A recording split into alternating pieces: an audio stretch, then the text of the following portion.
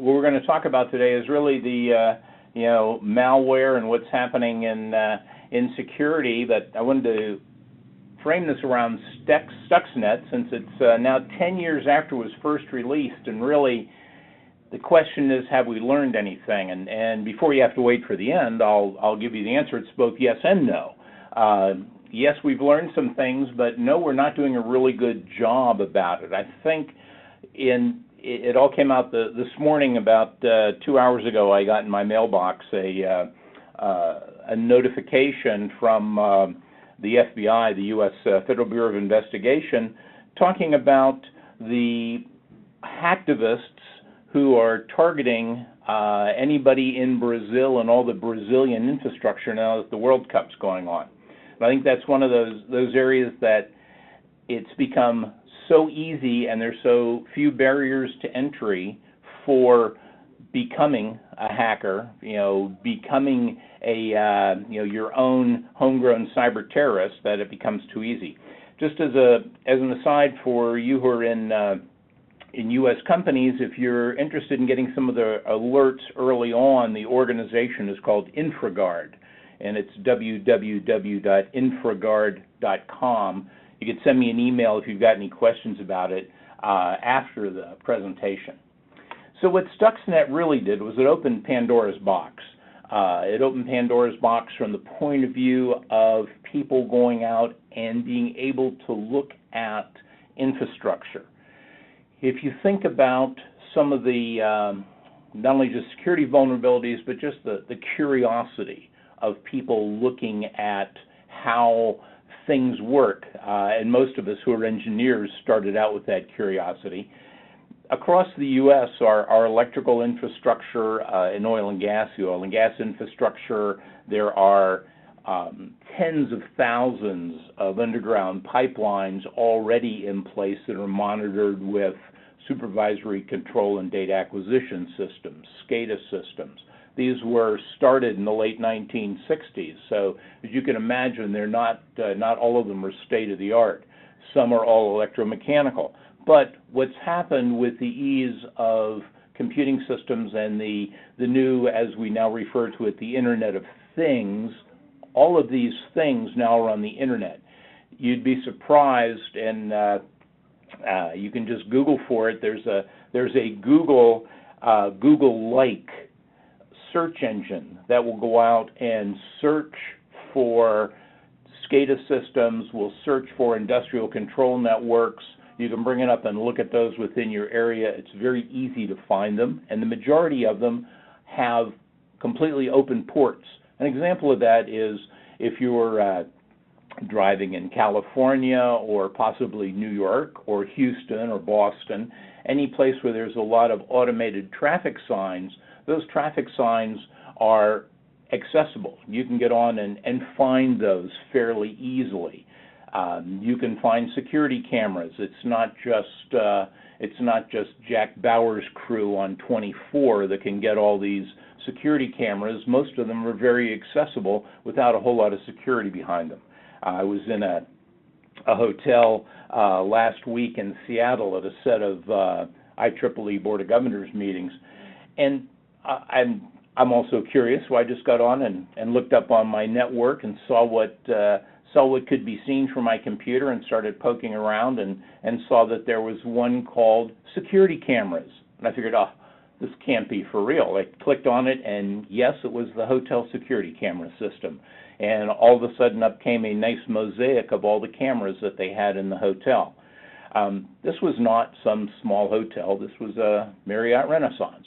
So every place we go, when you start looking at these things, the idea of the vulnerabilities are real. Again, Stuxnet, with all the attendant publicity, we've now got a large group of people out there who understand that this infrastructure is vulnerable. Well, let me give you just a couple basics. I'm going to talk about viruses, worms, Trojans, and bots. We've got all of these out here. Basically, a virus is a type of malware, and you can consider all these to be malware. Of course, a number of them have really good uses. A virus itself, spreads from one computer to another. It's got infections as it travels. They can range in problems from fairly minor effects to damaging data or software, or use in denial of service attacks. Almost all the viruses are attached to some executable file, so that when you get it, you have to execute it. When you think of clicking on those links that are on in emails that you get that are spam or look like something from your bank, or maybe an offshore investment company, many of those have executable files attached to them. You click that and the execution occurs. Now look at a worm. And computer worms, they're similar to viruses. They replicate functional copies of themselves. They can cause a lot of the same type of damage, but in contrast to the virus, worms are pretty much standalone software. They don't require a host program, human, to help propagate. The way they spread is they exploit some type of vulnerability in the target system, or they use some type of social engineering to trick users into it. You get in and it gets loaded into the system. An open port comes in. Someone gives you a password. One of the things mentioned here is social engineering. Social engineering is still the most common way that people get into systems and networks. Our good friend Mr. Snowden, who released everything and now is an honored guest of President Putin, the way he got into the systems was not because he was really smart and hacked into them.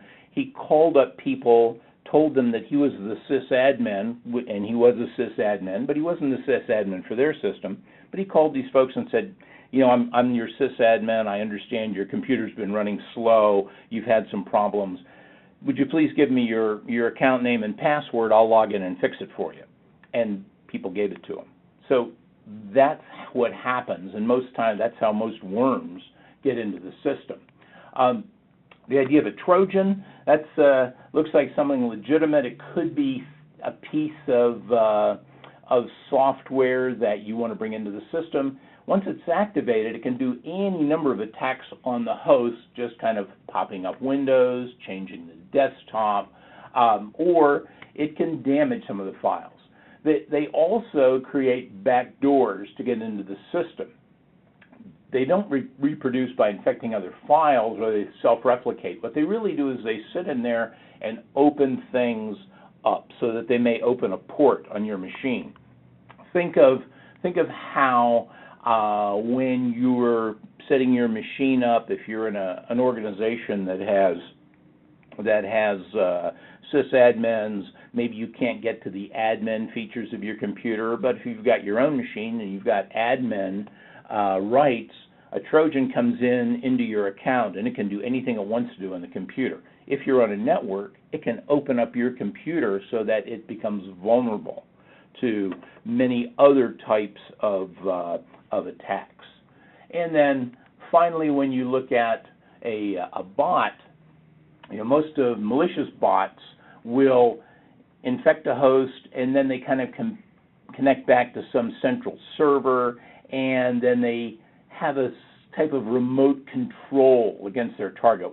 Many times bots, or also known as agents, are put into your computer to collect data.